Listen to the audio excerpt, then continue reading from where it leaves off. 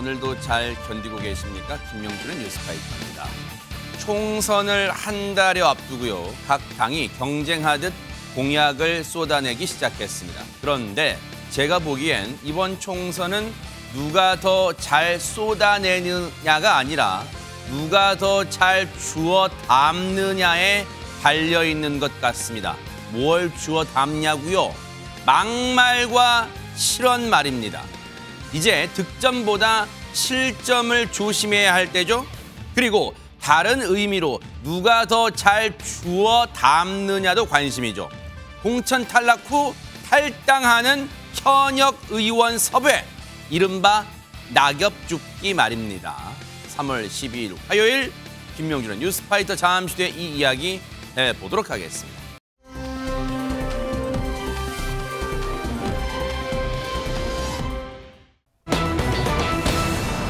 총선이 이제 한 달도 채 안 남았습니다. 살얼음 위를 걷는 후보들 대체 누구를 말하는 걸까요? 그리고 먼저 이 사람이 살아남을지에 많은 분들이 관심을 가졌는데요. 영상부터 보시고 이어가 보도록 하겠습니다. 공정하고 합리적이고 민주적인 당 운영을 위해서 우리 박용진 후보도 공천 걱정하지 않는 그런 당 확실하게 만들겠습니다.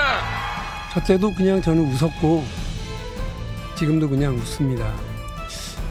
잘못 생각하신 거죠. 그러니까 제 공천을 걱정하기보다는 전 지금도 당이 걱정됩니다.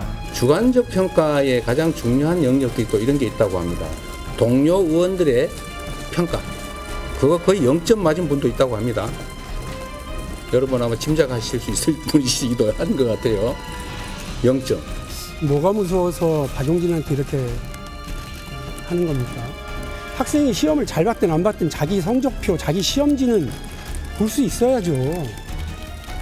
강북구 의뢰 최종 1위 확정된 후보는 정봉주 후보입니다. 민주당의 비명횡사라는 나무에 마지막 잎새격인 박용진 의원이 살아남느냐 아니냐, 이게 초미의 관심이었는데 이담 아나운서 어젯밤 결과가 나왔다면서요. 네, 맞습니다. 박용진 의원 같은 경우에도 본인이 비명횡사라는 말에 대해서 대반전 스토리를 쓸 것이다 라고 이야기를 하기도 했었는데요. 오늘 아침 뉴스의 제목들은 박용진 결국 비명횡사라는 제목들이 굉장히 많았습니다. 서울 강북을 경선에서요. 친명 정봉주 전 의원이 박 의원을 꺾고 결국 승리를 했습니다. 네. 박용진 의원은 결국 현역 하위 10%에게 부과되는 경선 득표율 30% 감점의 벽을 넘지 못했습니다. 네. 이 같은 결과에 대해서 입장문을 냈는데요. 박 의원은 민주당의 승리를 위해서 묵묵하게 헌신하겠다. 믿을 수 없는 결과를 말씀드리게 돼서 죄송하다라고 밝히기도 했습니다. 그래도 일단 탈당을 하지 않고 당에 남겠다고 했는데 박용진 의원 얘기 들어보시고 이어가 보도록 하겠습니다. 정치적 손해에 막 발끈해버리고 그래서 이리 붙고 저리 붙는 정치를 똑똑한 정치라고 한다면 저는 그냥 바보 할랍니다. 예. 그래서 만일에 선거 결과가 뭐 뜻하는 바가 아니더라도 예. 그런 묵묵한 정치, 바보 같은 손해보는 정치가 되더라도 민주당이 국민적 기대에 부응할 수 있도록 더 노력을 하려고 합니다. 어젯밤에는 연락을 못했습니다. 제가 똑같은 일을 겪어봤기 때문에 지금 얼마나 괴로운지 짐작이 가고. 저는 전화를 드렸는데 안 받으시더라고요. 아마 아무 생각이 안 나시고 뭐 처음에는 부인하고 싶다가 분노, 좌절 뭐 이런 과정을 막 속성으로 좀 거치실 것 같아요. 민주당의 한때 개혁 성향의 이 인물, 이 4인방이 있었습니다. 그걸 이름을 한 글자씩 따와서 조금박해. 그 4인방 중에 조금 전에 조응천 의원 그리고 금태섭 전 의원 이렇게 있었죠. 두 사람이 연락을 했었나 봐요. 그런데 안 받더랍니다. 김현주 평론가님. 그렇죠. 뭐 우리가 때로는 말을 하지 않아도 어떤 말을 할지 뻔히 알 수 있는 그런 경우, 예상이 가능한 경우가 있지 않습니까? 더군다나 금태섭 의원의 경우는 본인도 그 같은 아픔을 겪어봤기 때문에 도저히 이 전화를 들 용기가 나지 않았다는 얘기고, 조응천 의원의 경우에도 뭐 전화를 해서 일단 뭐 위로의 뜻을 전하려고 했겠습니다만 전화 받을 기분이 아니었을 거라고 이제 예상이 되고요. 지금 박용진 의원의 경우에는 이미 하위 10%가 결정되었을 때부터 본인이 커밍아웃을 했잖아요. 제가 하위 10%래요. 이제 이런 방식으로 의사를 표현을 하고, 페널티 30%에도 불구하고 본인은 경선을 끝까지 나가겠다. 그래서 어떤 결과가 나오더라도 그마저도 껴안고 나는 당에 남겠다라는 그런 강한 의지를 표명했기 때문에 아마 이런 분들의 그 위로 전화조차 받지 않은 것이 아닌가라고 해석을 해봅니다. 앞서 이 전당대회 때 이 박용진 의원도 공천 걱정하지 않는 당을 만들겠다 이렇게 말했던 이재명 대표인데, 결국은 이것도 하나의 시스템 공천인가요? 어떻습니까? 손정혜 변호사님. 그러니까 시스템 공천이라는 것은 공정하고 누구라도 납득할 수 있는 룰을 이야기할 것인데, 뭐 어찌됐든 경선을 하겠다라고 했고 결과가 나왔으니까 승복해야 되는 것은 당연한 절차이고 박용진 의원도 그걸 수긍하고 있는 것으로 보이지만, 하위 10%에 대해서는 사실 민주당 내부에서도 이견이 굉장히 많아 보입니다.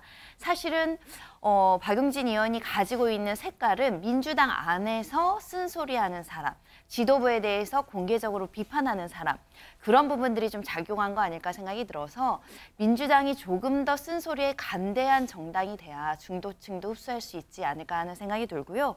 일단 정봉주 전 의원 같은 경우도 전국적으로 인지도가 높은 의원이기 때문에 경선을 통해서 이렇게 확정된 부분에 대해서는 달리 말할 방법은 없지만, 앞으로도 이런 하위 10%에 해당하는 부분에 있어서는 추후에도 논란, 잡음이 있을 수 있기 때문에 시스템 공천이라고 모든 것이 정당하고 모든 게 선한 게 아니고 수정할 부분은 수정해 가는 게 맞지 않을까 합니다.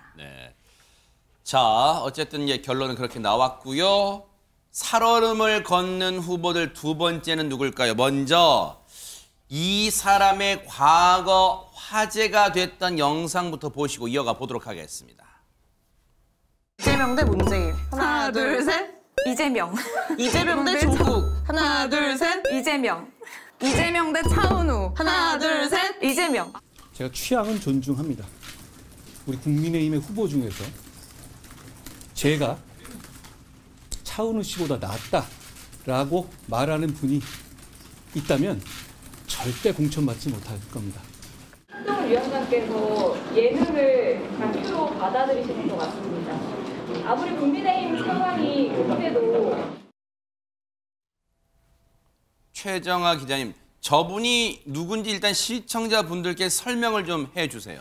네, 안기령 후보입니다. 민주당 안기령 후보인데요. 최근에 이 도봉갑에 전략 공천이 됐다라는 소식이 전해졌는데요.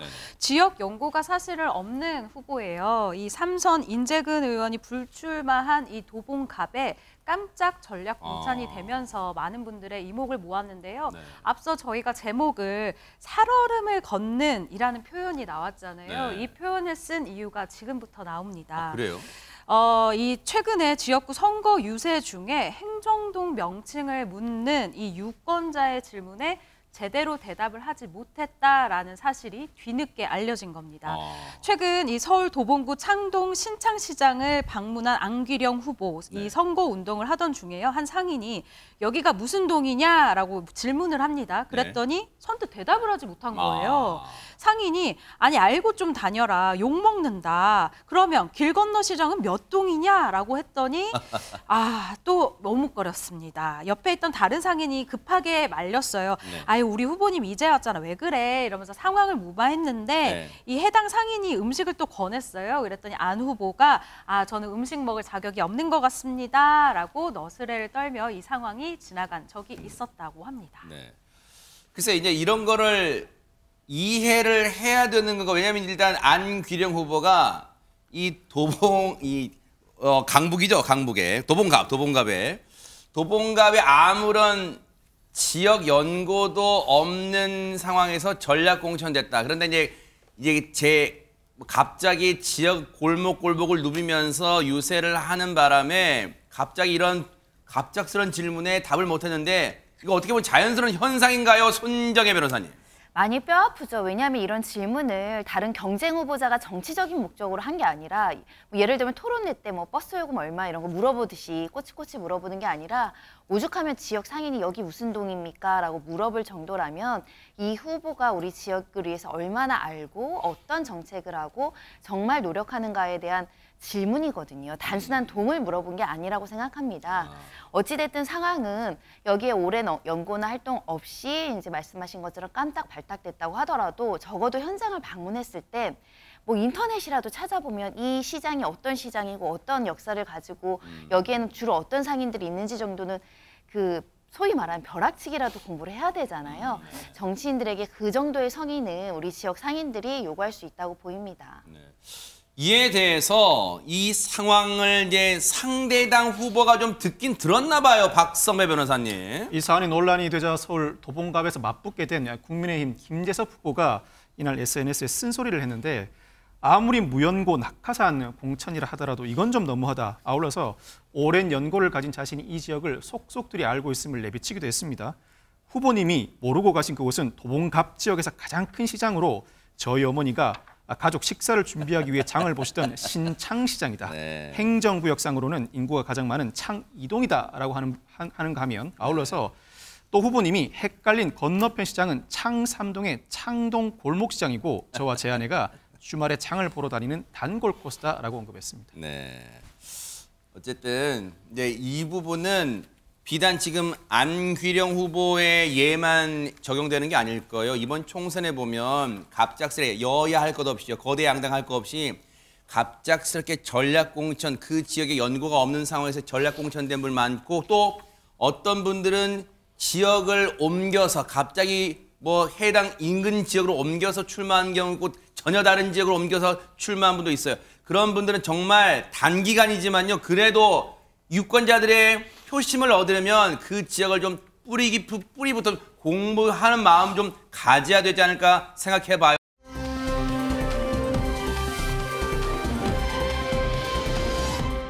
그런데 지금 총선을 앞두고 살얼음판 걷는 기분, 근데 이건 여야를 가리지 않고 다 적용되는 것 같아요. 앞서 말씀드린 것처럼. 그런데 오늘 한동훈 비대위원장이 상대당이나 상대당 후보가 아니라 자당의 국민의힘 후보들을 향해 쓴소리를 했다고 하는데 들어보시고 이어가 보도록 하겠습니다. 박덕흠 의원님 뭐 축하 케이크도 그렇고 좀 당대표로서 좀 당부하거나 좀 그런 사안이 있을지도 궁금합니다. 그래서는 안 됩니다. 저는 공개적으로 엄중히 경고하고 누가 보던 안 보던 공개될 자리이건 아니던 간에 지금은 그런 일을 하면 안 됩니다. 분명하게 제가 말씀드립니다. 우리 누구도 그러고 있지 않잖아요. 누가 그러고 있습니까? 이재명 변호사 논란됐던 게 7일부터고. 자, 5.18에 대한 입장을 제가 명확하게 밝힌 적이 있습니다. 그것이 저의 입장이고 2024년 국민의힘의 입장이기도 합니다. 노태우 후보도 그 입장을 앞으로 따르겠다는 사과문을 내기까지는 했죠. 그리고 저는 상황에서 제가 그래서 조금 다시 한번 재검토가 필요하다는 판단을 했던 것은 그 문제, 그 발언이 가볍지 않은 발언이라고 생각하기 때문입니다. 자, 지금 한동훈 비대위원장이 기자들로부터 질문 나왔던 두 후보에 대해서 보세요. 표정이 굉장히 무겁고 뭔가 불만이 가득 찬 얼굴이에요. 왜 그런 거예요? 이담 아나운서. 일단 박덕흠 의원 관련해서 한동훈 위원장이 어찌나 화가 났는지 그러면 안 된다라는 말을 4번이나 반복했습니다. 안 된다 이렇게 4번이나 이야기를 했는데요. 네. 박덕흠 의원 같은 경우에 당내 경선을 통해서 지난달 25일에 충북 보은, 옥천, 영동, 괴산 지역의 후보로 결정이 됐죠. 네. 그리고 지난달 27일에 바로 이 모임을 가진 건데요. 이 모임의 사진이 공개되면서 논란이 됐습니다. 이 사진 속에 빨간색 상의를 입은 사람이 박 의원이고요. 네. 그 주변에 지지자들로 이제 알려진 분들이 있는데 식탁에 놓인 케이크에 쓰여 있는 바로 저 문구를 보시면요. 22대 국회의원 4선 박덕흠이라고 쓰여 있습니다. 박덕흠 의원은 3선이죠. 그리고 22대 총선은 아직 축 당선이라서 써요. 제일 위에 축 당선 써 있는 거예요? 아직 이루어지지도 않았습니다. 그런데 축 당선, 그러니까 4선을 기정사실화한 건데요. 경선이 끝났을 뿐인데 총선이 끝난 것처럼 또 총선에서 이긴 것처럼 이렇게 기정사실화해서 좀 논란이 됐습니다. 그러면서 그 밑에 언제나 진심인 금사모 일동이라는 말도 써 있었는데요. 금사모가 왜 금사모인지는 모르겠지만 지금 알려진 바로는 박덕흠 의원을 지지하는 사람들의 모임으로 알려져 있긴 합니다. 뭐 금자가 뭐 금배지예요? 금배지 사랑하는 모임인지 모르겠습니다만은 손정희 변호사님, 박덕흠 의원 집에 혹시 타임머신이 있어요? 한번 뭐 29일 뒤에 갔다 온 거예요 지금? 사실은 유권자 입장에선 좀 오만하게 비칠 수밖에 없는 상황입니다. 특히 이 지역 주민들은 우리는 선거 투표도 안 했는데 누구 마음대로 당선 축하 파티를 해라고 비판하지 않을 수가 없는데요. 시점은 또 이제 당내 경선에서 공천이 확정되고 나서 이제 이틀 후에 이런 자축 케이크 파티를 했다라고 하는 건데요.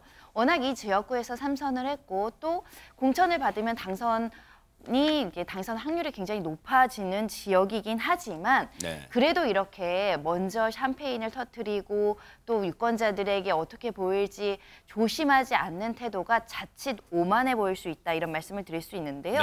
문제는 단순히 이런 태도의 문제가 아니라 그 자리에 충북도의 소방본부 소속 A 가장이 이제 참석했다라는 사실도 알려지면서 충북도 소방본부가 지금 감찰에 착수한 상황입니다. 공직선거법 위반의 여지가 있다라는 점인데요.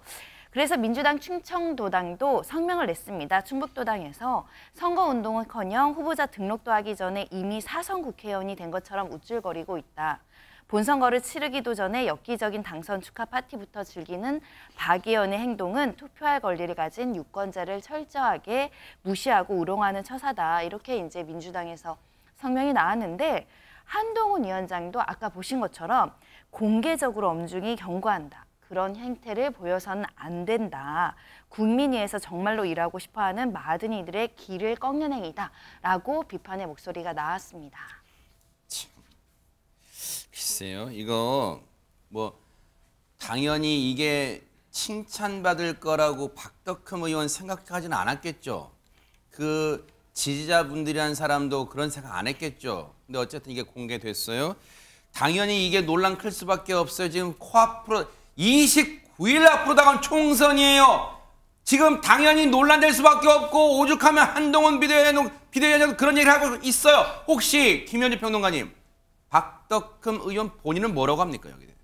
일단은 사과의 뜻을 표했습니다. 본인이 3선 중진이잖아요. 그럼 선거도 많이 경험을 해보신 분인데 이와 같이 찬물을 끼얹는 행동을 왜 했을까? 그 가서 모임을 딱 보게 되면은 그리고 거기 놓여진 케이크 같은 거를 봤으면은 그 자리를 박차고 일어났어야 마땅했을 텐데 참 그 여러분들로부터 걱정을 사는 그런 행동을 한 것이 아닌가 싶은데 일단은 본인이 사려 깊지 못한 행동에 대해서 사과를 했습니다. 그러면서도 어떻게 그 모임에 참석하게 됐는지 그 경위에 대해서는 자세히 좀 해명을 했습니다. 사실과 좀 다른 부분이 있지만 그럼에도 제 불찰로 빚어진 일임에는 분명하기 때문에 앞으로 다시는 이런 일이 발생하지 않도록 더 낮은 자세로 임하겠다라는 그런 이야기를 했고요. 경선에 승리했다고 해서 이제 후보가 됐다는 그런 순간이었기 때문에 좀 축하해주는 모임인가 하고 해서 갔다는 것인데 그날 있었던 그 금사모라는 모임은 자신을 지지하는 단체가 아니고 어떤 단체인지 본인도 알지 못했다는 해명을 내놨습니다. 그리고 그 당선 축하 메시지가 적혀져 있는 그 케이크 아까 보셨잖아요. 그렇게 꼭 당선되라는 덕담이 아니라 마치 당선이 된 것처럼 축하하는 뜻이 담겨져 있었기 때문에 아 이거 문구를 보니까 이거 아닌데 그런 생각이 들었던 모양이에요. 커팅도 안 하고 간단히 식사하고 나서 일어났고 그 케이크를 결국에는 이제 돌려주었다고는 하나 그렇지만 이게 얼마나 좀 눈살을 찌푸리게 하는 행동이었던가에 대해서는 뭐 입이 10개라도 할 말이 없을 것 같습니다. 네. 지금 29일 앞으로 다가온 총선 떨어지는 낙엽도 조심해야 할 시기일 것 같은데 앞서 저희가 살얼음판 걷는 후보들 그런 얘기 했잖아요. 그런데 앞서 지금 3명까지 쫙 봤어요. 박덕흠 의원까지 3명 봤는데 나머지 1명 더 있는데 그 한 명이 아까 혹시 이름 나왔던 그 인물인가요? 이담 아나운서. 네, 한동훈 위원장이 그 해당 후보의 과거 발언이 가볍지 않다고 판단해서 재검토가 필요하다라고 이야기했던 도태우 후보입니다. 대구 중남구 지역의 경선을 통해서 후보로 확정이 됐는데요. 5년 전에 한 유튜브 방송에서 했던 발언이 좀 문제가 되면서 구설에 올랐습니다. 해당 문제의 발언은 이렇습니다. 5.18 민주화 운동에 굉장히 문제가 있는 부분들이 많고 북한의 개입 여부가 문제된다는 것이 상식이다라면서 조사 필요성을 언급한 바 있는데요. 이를 두고 북한 개입설을 주장한 거 아니냐라면서 네. 논란이 인 겁니다. 이 논란이 일자 도 후보는 정제되지 못한 발언이었다라면서 사과를 하기는 했습니다. 저게 잠깐 놔둬보세요. 5.18에 대해서 무엇이 굉장히 문제적인 부분들이 있다는 건지는 모르겠고 특히 북한 개입 여부가 문제가 된다는 게 상식이에요? 김현일 평론가 그렇게 배우셨어요? 그렇게 알고 계세요? 상식이에요 지금? 상식이라 말할 수 없죠. 그러니까 지금 문제가 되고 있는 거겠고요. 이 도태우 후보가 경선을 통해서 후보로 공관위에서 확정되었다고 발표를 했음에도 이 형식적인 절차가 있습니다. 그 비대위에서 그 결과를 추인을 해야만 후보로 확정이 되는 거거든요. 근데 이제 어제 비대위 회의에서 박은식 비대위원, 김경률, 한지아 비대위원 이런 분들이 이에 대해서 문제 제기를 한 거예요. 이게 국민 눈높이에서 맞는 얘기가 아니다. 중도층에 영향이 있을 수 있다라는 문제를 제기하니까 한 비대위원장이 이에 대해서 이제 재검토 지시를 어제 내렸고요. 물론 그 와중에는 이미 광주시나 5.18 관련 단체들이 이의를 제기한 상황도 있었습니다. 그러니까 그건 모두까지를 포함해서 재검토해달라라고 요청을 했던 것이고 그래서 오늘 오전에 공관위에서 회의를 다시 열었다고 합니다. 논의를 했는데 결론을 내는 데까지는 조금 더 시간이 걸릴 것으로 보입니다. 조금 유보적인 입장을 취하기는 했습니다만 이 재검토 요청을 한 것만 하더라도 얼마나 이 문제에 대해서 국민의힘이 심각하게 생각하고 있는지를 보여주는 사례라고 할 수 있을 것입니다. 한동훈 비대위원장이 박성배 변호사님 공천된 인물에 대해서 재검토를 요청한 건 이번이 이제 두 번째이긴 해요. 그러면 혹시 공천 취소될 수 있어요? 도태우 후보 어떻습니까? 그 가능성도 열려 있는 것 같습니다. 한 공관위원이 언론과 인터뷰에서 발언에 문제가 있다, 공천 취소 선례가 없는 것도 아니라서 모든 가능성이 열려 있다고 발언했습니다. 만약 실제로 공천 취소가 이루어진다면 김현아, 박일호 전 예비 후보에 이어 세 번째가 되는데 다만 반론을 제기한 측에서는 후보가 되기 전에 발언이고 법적인 문제가 없어서 공천 취소까지 갈 사안은 아니라는 반론도 제기되고 있습니다. 그렇지만 법적인 문제가 없는 것은 사실이라고 하더라도 아주 법적인 문제가 없다고도 할 수 없습니다. 그 이유가 지난 2021년 1월부터 5.18 민주화운동법에서는 5.18 민주화운동에 관한 허위사실 유포를 처벌하는 처벌 조항을 신설해 진행하고 있습니다. 기존 명예훼손 법리에 따르면 특정 개인이나 단체를 비하하지 않는 한 명예훼손죄가 성립하지 않는데 이 조항에 따르면 특정 개인이나 단체를 비하하지 않는다고 하더라도 5.18 민주화운동과 관련된 일체의 발언이 허위 사실이라면 신문, 방송, 토론회 등을 통한 그 발언 유포를 두고 바로 처벌할 수 있는 조항입니다. 현재 기준으로 볼 때 충분히 법적으로 문제가 되는 발언일 수 있고 이 발언이 2019년에 나왔지만 불과 2년 후에 이 법이 도입되었다는 점에서 이 법의 입법 취지에 비춰본다면 법적으로 문제가 없다라고 단언을 할 수 있을지도 의문입니다. 충분히 국민의힘이 고민하고 숙고해야 할 사안으로 보입니다. 총선 이제 코앞으로 다가온 상황에서 이 흔히 하는 말 있죠. 새치혀를 조심하라 했어요. 설화. 그런데 그 말인즉슨 아무 말도 하지 말고 그냥 웃기만 하고 다니라 그런 말이 아니에요. 이런 근거 없는 말 하지 말고 대신 말은 하세요. 공약. 국민을 위한 공약. 그런 공약을 밝히고 비전을 밝히는 그런 말은 얼마든지 하되 정말 허무맹랑한 말 그리고 자극하는 말, 혐오스러운 말 이런 말들은 정말 입을 닫는 게 여야 모두에게 상책이 아닌가 그런 생각해 봅니다.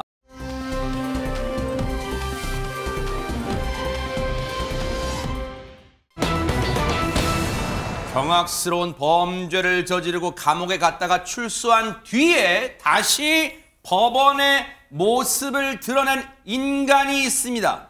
영상부터 만나보시고 이어가 보도록 하겠습니다. 야간에 외출 제한 명령 어긴 거 혐의 인정하세요? 아줌마 같으면은 나는 항의하고 싶은 게 그건데요.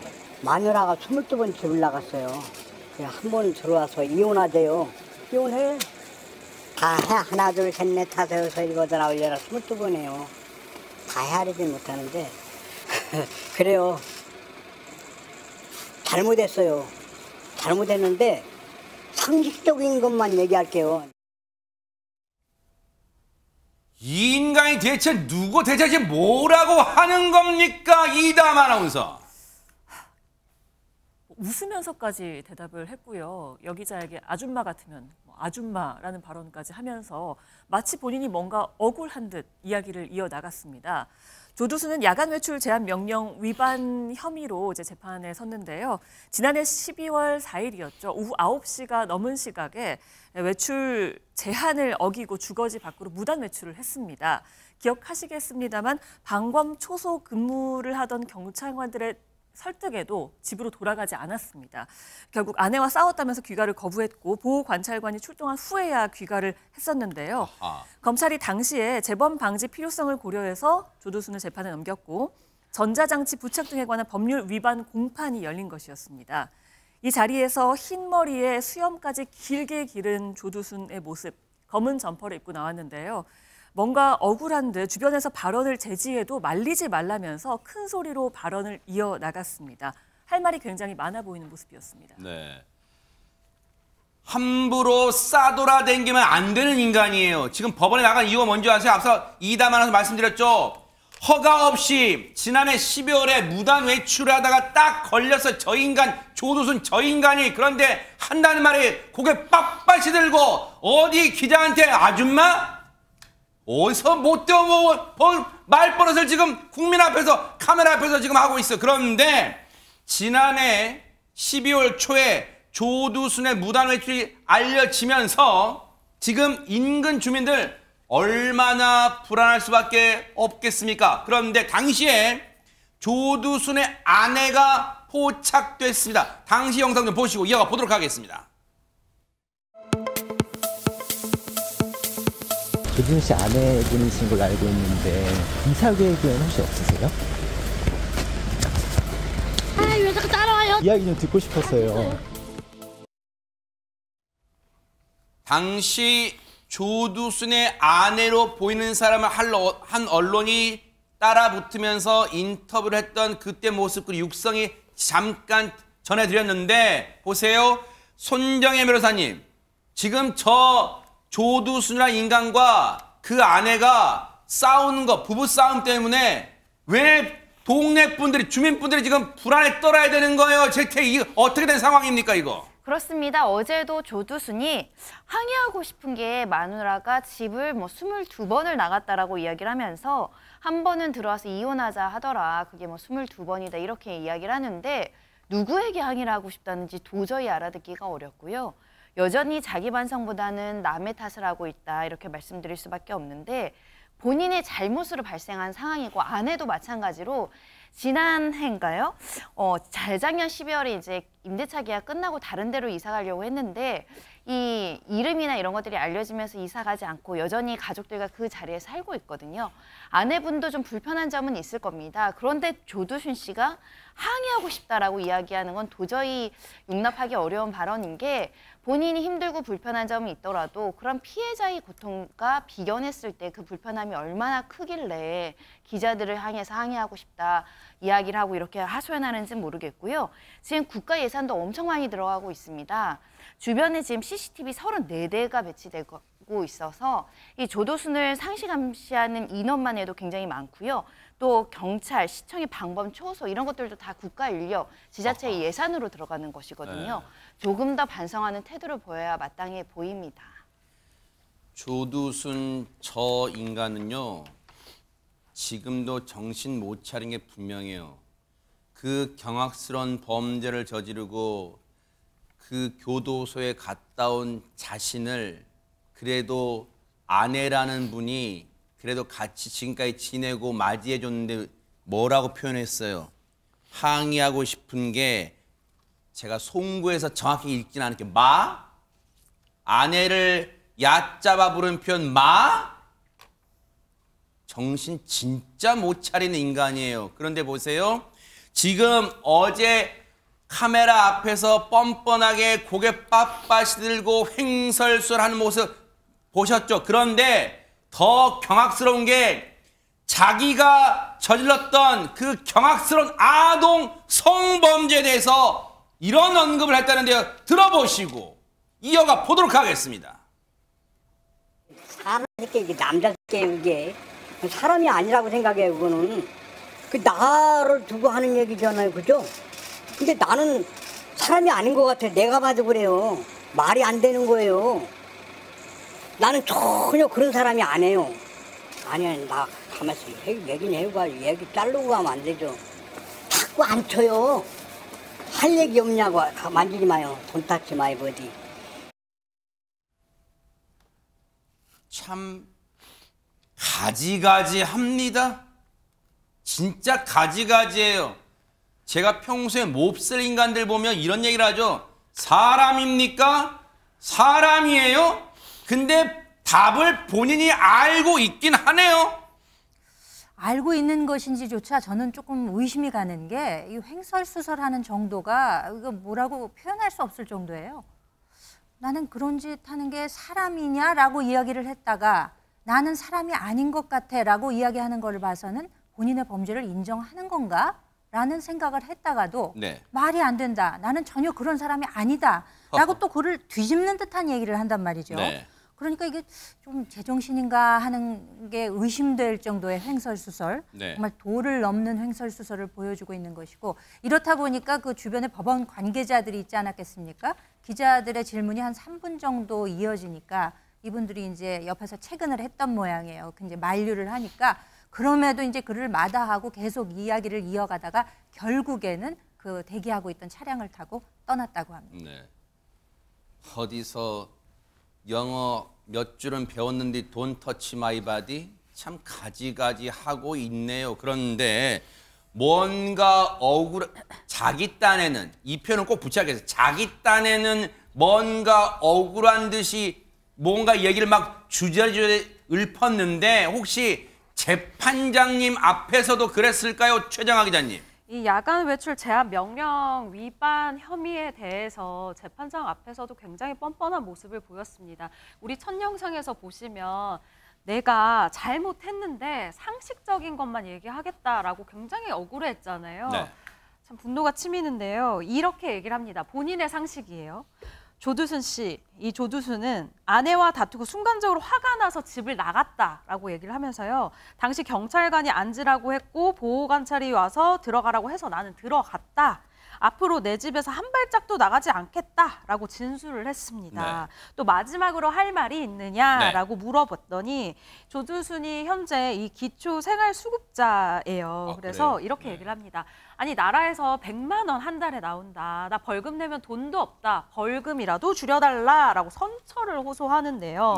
조두순의 변호인 또한 이렇게 얘기를 합니다. 주거지 이탈 등의 모든 혐의를 인정한다. 이 수사 과정에서 모든 것을 자백하고 재범을 안 하겠다고 다짐을 했고 또 이 배우자와의 다툼 같은 경우에는 우발적으로 발생한 것이며 지금은 관계가 좋다. 최대한 선처해달라라고 이야기를 했습니다. 기초생활수급자로 받는 그 신분으로 받는 100만 원도 감사한 줄 알고 받아. 방송이니까 요자는 붙일게요. 조두순. 그런데 지금 많은 국민들이 그 기초생활수급자 신분으로 지급하는 100만 원도 아깝다고 생각할 거예요. 박성배 변호사님. 이 전자장치 부착법에 따르면 각종 준수사항 위반에 대해서 다른 법정형을 규정해 두고 있는데 이 야간 외출 제한 위반에 대해서는 징역 1년 이하 또는 1,000만 원 이하의 벌금형입니다. 검찰이 징역 1년을 구형했다는 것은 법정형 최고치를 구형했다는 의미입니다. 검찰이 나름 합리적인 이유를 들었는데 이 조두순이 판사 잘 만나면 벌금 150만 원, 잘못 만나면 300만 원이라는 등 대수롭지 않아 하는 태도를 보였다. 피고인은 기초생활수급자로서 생계비를 국가로부터 지원받고 있는데 벌금형을 선고하게 되면 위법에 대한 책임을 국가가 대신 지는 셈이다. 그 책임을 제대로 지게 하려면 징역형이 필요하다면서 징역 1년을 구형했습니다. 핵심은 준수사항을 제대로 이행하도록 하기 위해 어느 정도의 형벌을 과할 수 있는가인데 검찰이 제시한 사정은 외부적으로 이미 드러난 정황입니다. 이를 뒤엎을 만한 내부적인 사정을 조두순 측이 제시해야 할 것으로 보입니다. 조두순 측은 자백하고 있고 재범하지 않겠다고 다짐할 뿐만 아니라 그 외에 보호관찰 의무를 성실히 이행하고 있다고 주장하고 있는데 그 주장이 어느 정도 들여먹히느냐에 따라서 벌금형이냐 징역형이냐가 결정될 것으로 보입니다. 선고는 오는 20일에 열릴 예정입니다. 네, 다음 주 수요일 날 선고가 있으니까 일단 이 부분은 저희가 눈 부릅뜨고 따라붙어 보도록 하겠습니다.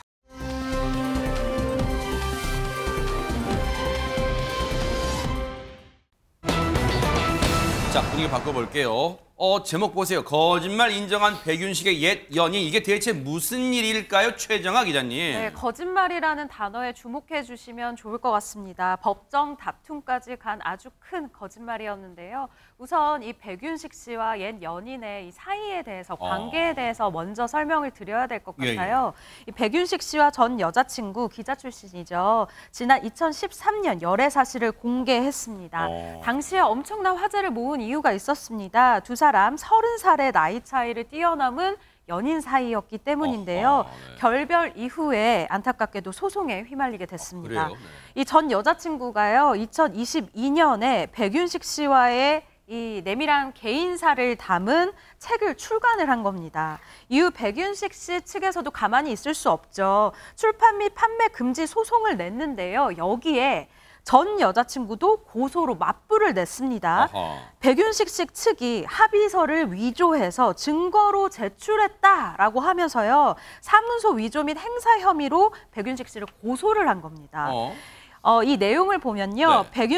백윤식 씨가 2013년도에 나와 결별한 후에 소송 등을 취하하고 합의하는 과정에서 내 동의 없이 발설 금지 조항이 담긴 합의서를 허위로 작성했다라고 주장을 한 거예요. 당시 이 합의서요, 서명까지 되어 있던 상태였습니다. 네. 자, 이 내용 들으시면 시청자분들이 아니 어쨌다는 거야? 다소 좀 어려울 수도 있어요. 박성배 변호사님, 뭔가 그러니까 두 사람이 합의서는 썼다는 거예요, 그러면? 일단 검찰은 전 여자친구가 2013년에 백윤식 씨와 분쟁사항 1차를 외부에 누설하지 않고 위반 시 배상한다라는 취지 합의서를 직접 작성했던 것으로 판단했습니다. 네. 과거에 두 사람이 결별한 이후에 전 여자친구가 백윤식 씨와 관련된 여러 폭로를 했었는데 20년간 교제한 다른 여인이 있다, 백윤식의 두 아들로부터 폭행을 당했다 등의 폭로를 한 바가 있습니다. 이로 인해 명예훼손 등으로 백윤식 씨 측으로부터 2억 원 상당의 민사소송을 제기당하는데 2014년에 소송을 취하는 과정에서 사생활을 누설하지 않겠다는 합의서 작성과 사과로 사건이 마무리됐던 적이 있습니다. 검찰은 이 사실을 알면서도 합의서 내용을 어기고 사생활을 유포해서 수억에 달하는 벌금을 낼 상황에 처하자 백윤식 씨를 고소한 것으로 보고 전 여자친구를 지난 1월 무고로 기소했고 어제 첫 재판이 열린 것입니다. 지금 상황을 보면 이 다툼이 손정혜 변호사님 수년째 다툼이 지금 이어져 온 거잖아요, 그러면. 하지만 궁극적으로는 무고 혐의에 대해서 기소가 된 상황입니다. 그리고 당사자도 전 여자친구라고 이야기를 들으면 자백했습니다. 내가 허위로 고소한 사실은 맞다라고 재판부에 인정을 했고요. 다만 범행의 동기와 관련해서는 검찰의 주장은 이제 수억 원대 손해배상금을 물게 되니까 이 책임을 회피하기 위해서 허위로 고소했다라고 하지만 본인은 사법 절차를 진행한다고 해서 도움이 될 것도 없었고 이런 목적은 사실과 다르다라는 일부 이제 범행의 어떤 동기 정도만 부인하고 있다 이렇게 보셔야 될 것 같은데요. 이것뿐만 아니라 그 재판 당일에 이제 비공개 재판을 요청하기도 했습니다. 공인은 아니지만 최근에 이름을 개명을 했는데 앞으로 이제 여러 가지 이제 이름 석자를 걸고 일해야 하는 직업을 갖고 있어서 언론에 노출되면 생업에 지장이 있을 것으로 보인다. 이렇게 이제 비공개를 요구했으나 일단 공개 재판이 원칙이고 특히 사생활 침해 요소가 있는 내용이 안 나오도록 하는 것이 맞는 것 같다. 이 요청은 받아들이지 않았고요. 일반적으로 이제 형사 재판에서 비공개 재판을 하는 경우에는 이제 성범죄 재판 정도. 이기 때문에 재판부에서는 허가하지 않았습니다. 어쨌든 언론 기자 출신이고 지금도 관련 생업을 하고 있는가 봐요. 그래서 일단 자신의 이름이 노출되면은 생업에 지장이 있다고 했는데 재판부는 받아들이지 않았지만 어쨌든 뉴스파이터는 공개는 하지 않았습니다. 어쨌든 자신의 잘못은 뉘우치고 앞으로도 어떤 생활할지 좀 지켜보도록 하겠습니다.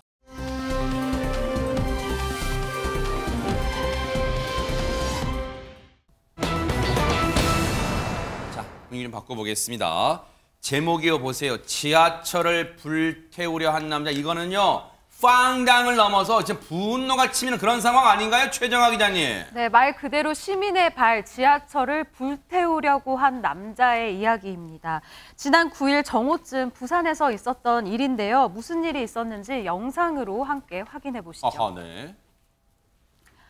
여느 지하철 모습과 다르지 않은 부산 도시철도 1호선 열차 안입니다. 갑자기 한 남성이 무언가를 의자 밑으로 이렇게 쑥 집어넣는 모습이죠. 이윽고 승객들이 막 우왕좌왕하면서 대피하고 영무원까지 출동을 이렇게 합니다. 도대체 이 지하철 무슨 일이 있었던 걸까요? 지금 앉아있던 승객 보세요. 자리가 텅텅 빌 정도로 지금 승객분이 죄다 일어나셨어요. 무슨 일이 있었던 걸까요? 대체 저 무슨 행동을 한 걸까요? 이담 아나운서. 승객들이 뭔가 불안한 네. 것처럼 보이죠. 모두들 기억하시겠지만 벌써 20년이 더 지났습니다. 2003년 192명의 목숨을 앗아간 대구 지하철 참사 모두가 기억하실 겁니다. 우리 국민에게는 그래서인지 지하철에서 화재라는 걸 트라우마로 남아있거든요. 네. 그런데 또 한 번 지하철에서 화재가 발생할 뻔한 겁니다. 그것도 다분히 의도적으로 보이는데요. 조금 전에 지하철에서 이 남성이 의자 밑에 무언가를 넣었잖아요. 그게 바로 불을 붙인 종이였습니다. 어머나? 종이가 불에 타는 냄새가 지하철 내부에 퍼지니까 승객들이 자리에서 대피를 했고요. 타는 냄새가 난다면서 지하철 콜센터에 신고를 했습니다. 허허. 다음 역에서 신고를 받은 영무원이 탑승을 했고요. 이 남성을 제지하는 과정에서 실랑이가 벌어져서 지하철 열차가 4분 동안 지연되기도 했는데요. 네. 이 남성은 영무원에게는요. 불 붙인 거 내가 한 거 아니다. 허위 신고다. 라면서 범행 사실을 부인하기도 했고 영무원에게 욕설을 하기도 했다고 합니다. 아니 저 인간은 하나는 알고 둘은 몰라요. 보신 분들이 몇 분이고 그리고 요즘 지하철은 저렇게 CCTV가 다 있어요. 그런데 왜 갑자기 지하철에서 불을 붙여요? 관련 얘기 들어보시고 이어가 보도록 하겠습니다. 조금 붙기는 붙었던 것 같아요. 깜짝이보다 좀 큰 그런 정도라서. 본인이 불 지른 걸 자백을 하거든요. 근데 이제 동기라든지 이런 거는 이제 대화가 안 됩니다. 횡설수설하는 거죠. 약한 것도 없고 술도 안 마셨습니다. 천만다행으로 종이에만 불이 붙었기에 망정이니 만약에 진짜로 번졌으면 상상하기도 싫은 그런 상황이 벌어졌을 것 같아요. 김현주 평론가님. 정말 생각만 해도 아찔한 일이죠. 더군다나 우리는 정말 그 지하철 화재에 대해서는 트라우마가 아직도 남아있기 때문에 정말 아찔한 일입니다. 네. 다행히 그 불 붙였던 종이만 탔기 때문에 그리고 지금 저 의자의 그 좌석 소재가 불연 소재로 되어 있었던 것은 굉장히 다양한 일이기는 하지만 지금 저 굉장히 막 어수선한 그런 모습 걱정하는 모습이 지금 보이잖아요. 그러니까요. 다른 승객들이. 네. 그건 왜 그러냐 하면 종이를 태워도 냄새는 나잖아요. 타는 냄새가 나니까 얼마나 그 주변 분들이 맞아요. 불안했겠습니까? 네. 그러니까 이 방화를 시도한 50대 남성이 3개 역 정도가 지나고 난 다음에 영무원이 이제 출동을 했다고 해요. 근데 그 영무원을 따돌리고 도주를 했다고 합니다. 그래서 그 CCTV를 분석을 해서 범행 하루 만에 네. 부산역 인근에서 이 해당 남성이 체포는 됐습니다. 아, 다행이네요. 그 가방을 살펴보니까 가방 안에서 명함 2개 정도 붙인 사이즈, 네. 그 정도 사이즈의 종이가 18장 정도 복사지가 나왔다고 해요. 네. 그래서 그것이 반드시 그 화재를, 그 범죄를 저질렀을 때 사용됐던 종이인지에 대해서 확실히 할 수는 없지만 왜냐하면 다음 날이었잖아요. 네. 옷이랑 가방이 바뀌었잖아요. 아하. 그러니까 그게 그 종이였는지 명확하진 않지만 그 경찰들이 추정한 바로는 같은 종이였을 것으로 이렇게 보고 있다고 합니다. 아하. 자그마한 명함을 2장을 이어붙인 정도의 자그마한 복사용지 18장 대체 이걸로 뭘 하려고 했던 걸까요? 저 인간은 관련 얘기 들어보시고 이어가 보도록 하겠습니다. 2년 전에 자기가 들고 있던 신문지 태운 걸로 아주 가볍게 처벌받은 거예요. 편의점 앞에서. 자기가 소유하는 물건을 사람이 없는 데서 불을 붙이는데 다른 데 붙을 위험성이 있으면 일반 물건 방화죄로 처벌받습니다. 그것도 아주 가볍게 처벌받았어요. 세상의 얘기를 들어보니까 저 인간이 과거에도 비슷한 전력이 있었던 것 같습니다. 박성배 변호사님. 피의자가 과거에도 방화를 시도한 전력이 있습니다. 2년 전 한 편의점 앞에서 들고 있던 신문지를 태워서 일반 물건을 방화죄로 처벌받은 전력이 있는데 일반 물건 방화는 건물이 아닌 소지품과 같은 물건에 불을 놓았을 때 성립하게 됩니다. 단순히 불을 놓았다고 성립하는 게 아니라 공공의 위험을 발생하게 할 때 처벌되는데 그만큼 그 당시에도 상당한 위험을 야기했다는 의미입니다. 네. 이번에는 사람이 현존하는 전차라 현주건조물 방화 미수가 성립할 것으로 보이는데 과거의 전례도 있고 이 사안 자체도 상당히 중요해서 충분히 구속영장을 신청할 만한 사안입니다. 실제로 경찰 방화 미수 혐의로 피의자에 대해서 구속영장을 신청했습니다. 오늘 오후 2시 반경 뉴스파이터 취재 결과 아직도 피의자는 범행 동기에 대해 횡설수설 중이라고 합니다. 이런 일 뉴스로 접하신 시민분들은 불안감 커질 수밖에 없어요. 그렇다고 지하철 역사, 모든 역사에 무슨 공항 같은 검색대를 설치할 수도 없는 노릇이잖아요. 제발 이런 일 일어나지 않기를 좀 기대를 해보도록 하겠습니다. 그리고 범행 동기 꼭 밝히기를 기대를 해볼게요.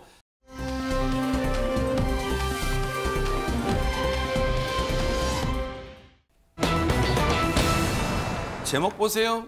다리 걸고 박수를 받았다. 아니, 이게 박수 받을 상황일까요? 이다 많아서 왜 그런 겁니까? 보통 다리 걸고 박수 받는 경우는 씨름 경기죠. 씨름 경기에서 안다리 걸고 밭다리 걸고 박수를 받죠. 네네. 그런데 이건 씨름이 아닌데 박수를 받을 만한 상황이었습니다. 영상을 함께 보시죠. 네네. 무인 점포 매장에 남학생 3명이 들어옵니다. 왜인지 물건은 고르지 않고요. 무인 계산대 주변에서 서서 이야기를 나누면서 계산대를 이리저리 살펴보는데요. 그리고 가방에서 갑자기 공구를 꺼내더니 계산대를 쾅쾅쾅 내려칩니다.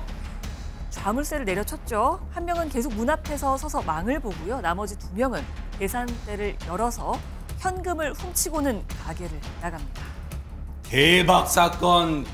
간도 큰 인간들입니다. 김현주 평론가님 세상에. 지난 1월 25일 11시 밤 늦은 시간에 경기 안산시의 한 아이스크림 무인 판매점에서 벌어진 일인데요. 이 현금 절도가 일어난 거죠.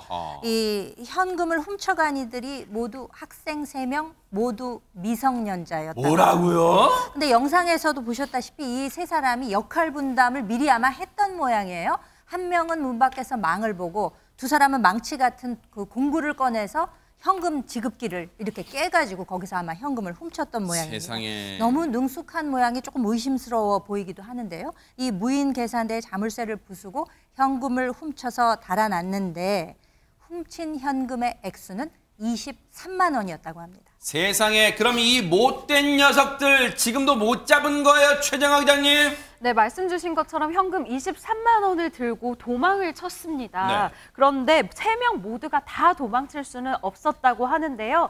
영상 준비했습니다. 함께 보시죠. 네네. 열심히 도망치는 학생들 뒤로 그들을 쫓는 한 남성이 보이시죠? 바로 경비업체 직원이었는데요. 경비업체 직원이 열심히 쫓아가던 그 순간 이 차에서 내린 한 남성이요. 도주하는 학생들 중 한 명에게 다리를 탁 벌어서 제압을 합니다. 이 남성 도대체 누굴까요? 야, 아니, 어머, 마지막 지금 3명이 잇따라 줄을 선 듯이 막 도망가다가 마지막에 저 못된 녀석은 잡혔는데 저 상황에서 손정희 변호사님 그렇다고 선뜻 이게 잡기가 쉽지는 않잖아요. 그럼요. 저렇게 재빨리 몸을 던져서 다리를 거신 저분은 지나가던 그냥 일반 시민이셨습니다. 그래요? 왜냐면 경비업체 직원이 키오스크가 강제로 열리니까 경고가 따서 이제 출동을 했고요. 잡아주세요 이렇게 이야기를 하고 이걸 듣고 시민이 저렇게 도움을 줬다라고 하는데 지금 보시는 것처럼 이 잡혔잖아요. 이 학생 몸부림치지만 이 시민이 또 등치 거구십니다. 키만 한 187cm가 넘는다고 하는데요. 이 절도범을 제압을 했고요. 경찰이 올 때까지 잡아서 경찰한테 인계까지 한 겁니다.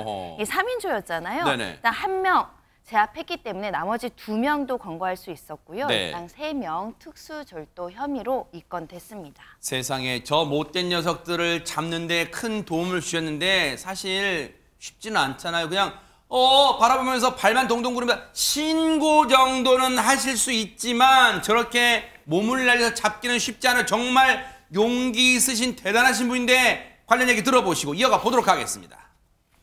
도로에다 차를 세우고 문을 열고 나오는데 이제 소리가 들린 거예요. 잡아주세요. 뭐 이렇게 차 문을 닫는가 동시에 두 명은 지나갔고 이제 저하고 걔하고 정면으로 맞닥뜨린 거죠. 발을 걸어서 넘어뜨렸는지 그냥 이렇게 손으로 잡았는지 얼떨결에 벌어진 일이라서. 딱 지금 솔직한 심정이 나오시는 거죠. 왜냐하면 그때는 박성배 변호사님 뭔가 몸이 먼저 반응을 하셨던가 봐요. 왜냐하면 그때 손을 잡았던지 발을 걸었던지 잘 기억이 안 납니다. 이렇게 하세요 지금. 어떤 형태로든 범인 검거에 도움이 되고자 몸이 먼저 나가게 된 것 같은데 경찰은 이 범인 검거에 큰 공을 세운 이 시민에게 감사장을 수여했습니다. 세상에. 이 시민 역지사지의 태도를 보여줬는데 나한테도 충분히 생길 수 있는 일이다. 만약 그 가게가 내 가게이고 내가 사람들에게 도움을 요청했는데 아무도 도와주지 않는다면 얼마나 서운하겠냐. 조금만 관심을 갖고 있으면 누구든지 충분히 할 수 있다라고 담담하게 말했습니다. 지금 이 사진 보세요. 대박 사건. 김행남 씨 보니까 지금 혹시 비번이신 경찰 같아요. 지금 완전히 최고도 경찰 하셔도 될 것 같은데 얼마나 감사하세요. 근데 이 세상에 이런 말씀을 하셨대요. 얘기 들어보시고 이어가 보도록 하겠습니다. 보통 다 그러지 않나요? 이렇게 오는데 그럼 나 몰라라 하고 지나간다고요? 그러지는 않을 것 같은데요. 또 저한테 이런 일이 있을지 모르겠는데 있다고 하면은 더 적극적으로 나설 것 같아요. 더 한번 해보고 싶어서 이제 이런 인터뷰도 해봤으니까 조금만 관심을 가지고 있다 그러면 뭐 충분히 할 수 있는 일이라고 생각합니다. 누구든지. 정말 감사한 게요. 저는 나 몰라라 했을 것 같아요. 진짜 어려운 일 같았어요. 근데 정말 대단하신 하신 거고 우리 흔히 그런 말 하잖아요. 누구나 할 수 있는 일이지만 아무나 할 수 없는 일을 하셨습니다. 김행남님 정말 용기 있는 행동에 저희 뉴스파이터가 큰 박수 부탁드리고 감사장도 받으신 것도 정말 경사스러운 일 축하드리겠습니다. 멋지십니다.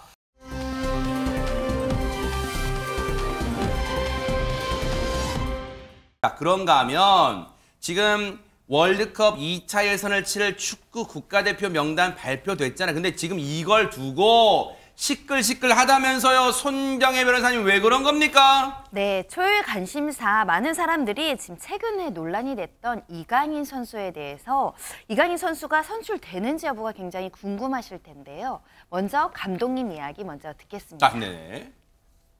두 선수와 직접 소통을 했고요. 뭐 이강인 선수는 축구 팬 여러분들과 또 팀원들에게 진정성 있게 사과를 하고 싶어 하고 또 손흥민 선수는 그런 이강인 선수를 보듬어 안고 또 화합해서 앞으로 나가야 되지 않겠냐는 의견이 있었고 그런 생각이 있었고 뭐 이러한 일들이 그 두 선수만의 문제인가요? 뭐 저는 그렇게 생각하지 않습니다. 이번에 안 부르고 다음에 부른다고 해서 이 문제가 다 해결될 거라고는 생각 안 하고 이번 태국 2연전을 우리가 다시 하나된 모습으로 준비하고 치러야 된다고 저는 생각하고 있습니다. 얘기 들어보니까 결국 이강인 선수를 품고 가겠다 뭐 그런 겁니까? 이담 아나운서. 네, 그렇습니다. 아시안컵 태도 논란을 빚었던 이강인 선수가 발탁이 이번에 되느냐 마느냐를 놓고 굉장히 시선이 많았는데요. 결국은 발탁이 됐습니다. 이렇게 논란이 좀 이어지자 한편에서는 이강인 선수가 황선홍 감독 지도 아래 지난 항저우 아시안게임에서 남자 축구 금메달을 획득에 기여한 애제자이기 때문에 발탁된 거 아니냐. 그러니까 황 감독이 좀 예뻐하는 선수인 거 아니냐. 황선홍의 황태자입니까? 네. 그런 얘기까지 좀 나오기도 했습니다만 황 감독은 선출 이유에 대해서 확실하게 이야기를 했습니다. 일단 손흥민, 이강인 두 선수와 직접 소통을 했다라고 이야기를 하면서요. 정면 돌파를 선택을 한 건데요. 이강인 선수에 대한 안 좋은 여론에는 공감한다라면서도 운동장에서 일어난 일은 운동장에서 풀어야 한다. 그렇게 푸는 게 가장 좋은 방법이다. 본인도 선수 시절에 이런 경험이 있었다라고 이야기를 하기도 했습니다. 네. 그러면서 한 명의 축구인으로서 사죄해드린다라고 했고요. 이번 태국과의 2연전 오는 21일과 26일에 열리는데요. 국민께 속죄하는 마음으로 최선을 다하겠다라고 이야기하기도 했습니다. 그러면 이렇게 이강인 선수를 대표팀 발탁한 걸 놓고 최정화 기자님, 그럼 대부분의 여론도 또 시청자분, 국민도 그래 맞아 그럴 수 있지 품고 가야지 다 그런 반응일까요? 일단 축구 팬들 사이에서는 우려와 응원이 뒤섞이고 있는 모습입니다. 그래요? 이강인 선수의 차출에 찬성하는 쪽에서는요. 손흥민도 용서를 했는데 문제 될 건 없다라고는 이야기도 있고요. 그래도 이강인이 축구를 잘하긴 잘한다. 와서 더 대신 열심히 뛰어라라고 응원을 하는 목소리도 있습니다. 네. 반면 이 반대의 목소리도 당연히 있죠. 비판적으로 바라보는 시각에서는요. 나라 망신시켰는데 징계도 없이 마무리되냐? 실력만 있으면 된다는 건가? 탁구 3인방은 왜 또 뽑았냐? 이번에라도 제외하지라고 하면서 이 설령우 그리고 정우영 선수를 언급하는 모습도 있었습니다. 네. 탁구 3인방이라는 표현을 좀 자제할 필요도 있어요. 왜냐하면 괜히 탁구계에 계신 탁구 종목 관계자분들은 이 표현 별로 안 좋아하시더라고요. 네, 어쨌든 제가 최정화 기자님한테 뭐라 한 건 아니에요. 왜냐하면 최정화 기자님이 이걸 또 그냥 읽어드린, 네티즌 의견 읽어드리는 거니까. 어쨌든 이런 상황까지 됐어요. 근데 논란은 지금 이 전해 들으신 것처럼 팽팽해요. 찬성 쪽도 있고 반대 의견도 지금 분명히 있고. 그런데 이런 가운데 박성배 변호사님, 이 유명하신 분이 지금 이강인 선수 보이콧 대열에 동참했다 뭐 이런 얘기가 있어요 지금. 바로 홍준표 대구시장입니다. 홍 시장이 개인 소통 채널에 이 사안을 두고 비판글을 올렸는데 먼저 한 누리꾼이 황선홍에게 실망했다. 발탁해서는 안 될 이강인을 발탁하는 걸 보면 국민 여론을 참 우습게 본다라는 글을 올리자 댓글로 당분간 국대 경기는 안 봐야겠다는 글을 남깁니다. 또 다른 글에는 같은 금수저 출신인 손흥민 선수를 봐라. 잘못된 심성의 금수저는 싫다면서 강조를 하기도 했는데 사실 이전부터 홍 시장은 이강인 선수에 대한 비판글을 이어왔습니다. 지난달에 하극상 논란이 불거졌을 때부터 또 이어서 이강인과 손흥민 선수가 화해를 할 때도 둘의 화해는 장량감경 사유에 불과하다고 일축하기도 했는데 이 비판들에 지난달 24일 이준석 개혁신당 대표가 끼기도 했습니다. 홍 시장을 두고 누구도 홍 시장에게 이강인 인성 디렉트를 맡긴 적 없다며 꼬집은 것입니다. 네. 대구시정도 바쁘실 텐데 어쨌든 이강인 선수 보이콧 대열에 일단 동참하시겠다고 하고 또 당분간 축구 국가대표 경기 안 본다는 또 시청률 또 하락할까 봐 또 걱정하시는 분도 계실지 모르겠습니다. 어쨌든 이런 상황까지 빚어지고 있어요.